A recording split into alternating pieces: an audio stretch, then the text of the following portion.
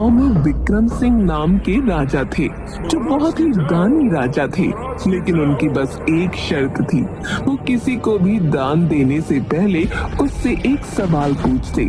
अगर कोई उनके सवाल का जवाब दे दे तो राजा उसे मुंह मांगी कीमत देते। लेकिन अगर कोई जवाब न दे पाया तो राजा उसे दान देने से इनकार कर देते। एक दिन राजा विक्रम सिंह के दरबार में एक राही आता है।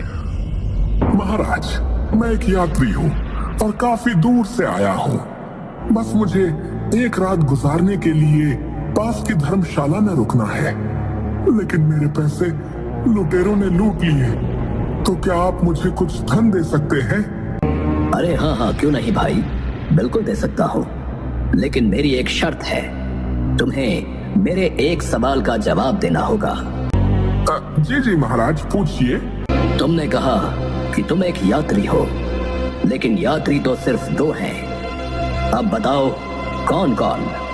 वो आदमी बहुत देर तक सोच में डूबा रहता है। महाराज, क्षमा कीजिए, लेकिन मुझे आपके सवाल का उत्तर नहीं आता।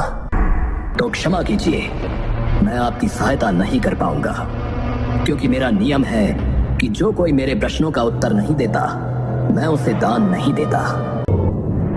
लेकिन महाराज, मेरे पास रुकने के लिए कोई स्थान नहीं है।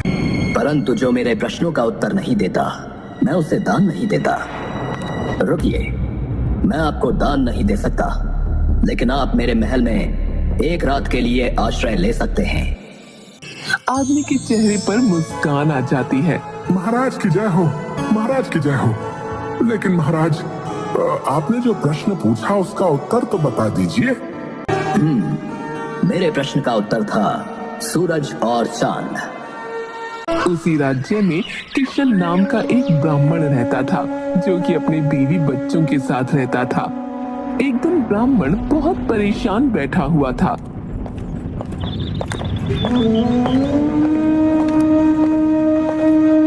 क्या हुआ जी, आप बहुत परेशान दिख रहे हो?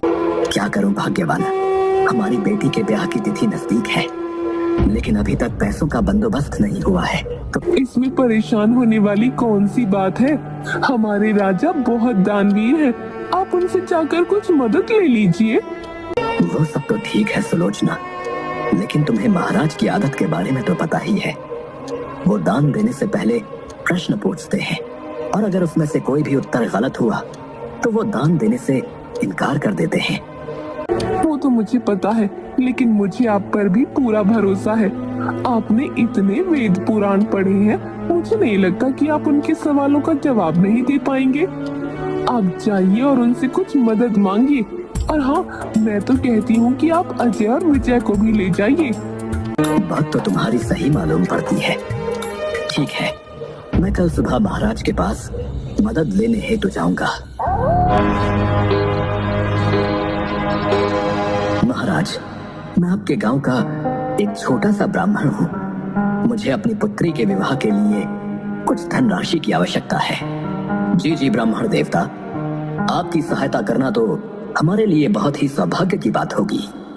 परंतु आप तो जानते ही हैं कि मैं दान मात्र उसी को देता हूँ जो मेरे प्रश्नों का उत्तर दे। जी महाराज, मुझे पता है, कृपया आप पूछिए जो भी आपको पूछना है। ठीक है ब्राह्मण देवता, तो मैं आपको एक कहानी सुनाता हूँ और आप मेरी उन कहानियों को पूरा करना, और अगर आप सही ढंग से उसे पूरा नहीं कर पाए तो मैं आपको दान देने में असमर्थ रहूंगा। जी अवश्य महाराज, कृपया पूछिए। वीरपुर गांव में राजा चंद्रसेन थे, जिनकी पुत्री थी पद्मा, जो कि बहुत ही सुंदर और गुणवंती थी। लेकिन उन्हें कोई भी राजकुमार पसंद नहीं आता। एक दिन राजा अपने कक्ष में परेशान बैठे हुए थे, तभी रानी सुभद्रा वहां आ जाती है। महाराज, आप बहुत परेशान लग रहे हैं। महारानी, अब आप ही बताइए मैं क्या करूं? राजकुमारी को कोई भी लड़का पसंद नहीं आता।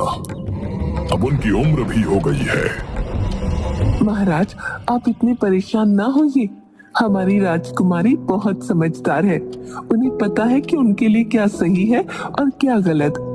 लेकिन महारानी, उन्हें राजकुमार पसंद ही नहीं आता। अब मैं अपनी पसंद के किसी राजकुमार से उनका विवाह करवा दूंगा। नहीं नहीं महाराज, ऐसा गजब मत करना। जब हमारी राजकुमारी को कोई लड़का पसंद आ जाएगा तब वो खुद ही आपको शादी के बारे में कह देंगे।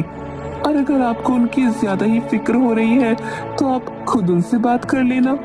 ठीक है महारानी जी, मैं कल ही राजकुमारी से बात करूंगा।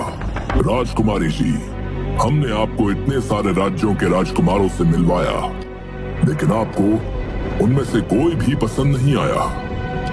अगर आप कहें तो क्या मैं आपके लिए स्वयंवर रखवा लूं?